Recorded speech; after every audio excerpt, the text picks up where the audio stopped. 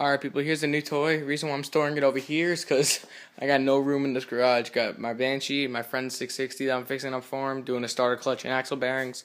DR350 that I still have yet to work on. I might put it outside tomorrow. We got the moped, which I cannot put anything around it. I don't want it to scratch, so gotta move some stuff tomorrow. 660. So tomorrow what I plan on doing is actually cleaning out all this junk over here, moving the moped and the 660 over and try to put the dirt bike in there. Or, yeah, I got new plastics for the 660 for free. They were painted, so I got to try to clean up the paint. Shouldn't be that hard. This DR350 just needs rings and valve seals, but still runs. Nice-ass bike. Anyway, the Warrior, put the tranny in it. I could not find a diagram to save my life to figure out how to put it together, so I just winged it, and it looks like everything went okay. I mean, it's shifting through all its gears. Reverse works, and there you go. I just used my knowledge of transmissions to put it together. If it doesn't shift, I'll take it back apart and do it all over again. It's only $25 for a gasket kit. So anyway, yeah, this is all the old tranny. I cleaned it up and just left it. This is the rest of the motor. That should be together tomorrow night or the night after. Been working out, so my veins are starting to pop out. But anyway, 03YZ450F. Story on it is, chick had it. She had a house upstate. She used to ride it all the time. I guess she and her boyfriend or her husband or whatever.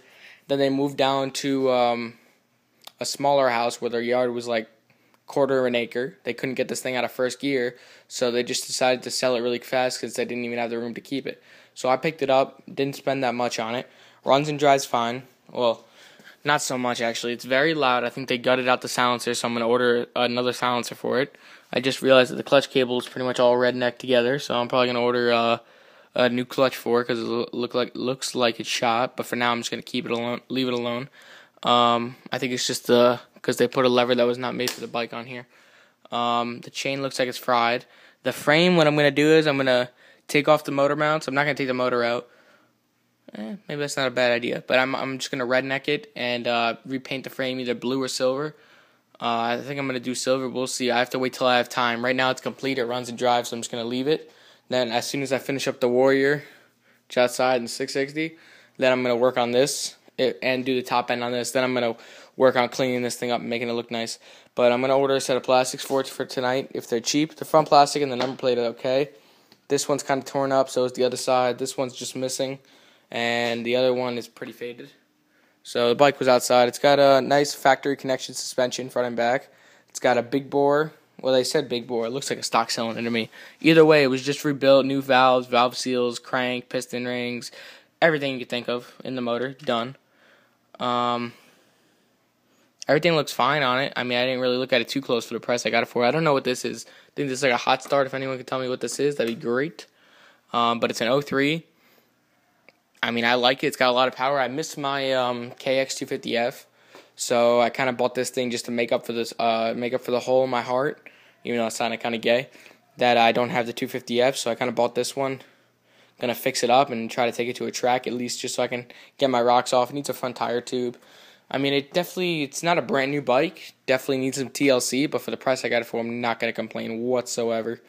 Like, not even going to complain. And if I do take the motor out to paint the frame, I'm not going to touch the motor, not going to check the timing or anything like that. This thing's got so much compression, I can't even kick it. It's really annoying to start just because it has too much compression. And, I mean, I've started up, I can't say blasters, but Quadzillas, KX250 with a brand new top end, 2-strokes, 4-strokes. I've started up almost any kickstart bike. This bike that has a kickstarter like this big, the size of a Banshee, and it's got so much compression. But this thing is the hardest out of all of them to kick. I got to get used to it, but she'll be a nice bike. She's very torquey, but then I realized that it's very torquey until it hits about this high, and then after that it's kind of hard to keep it up. But it's also because it's got no back brakes, so I don't want to go too crazy. Well, it's got back brakes, but they're down to the metal, so they don't stop. But what I'm going to try to put on order tonight is a front tire tube, brakes front and rear if I don't have any, a new clutch perch, plastics, and a chain. And just see where I can go from there. Let me know what you guys think of the bike. Talk to you guys later.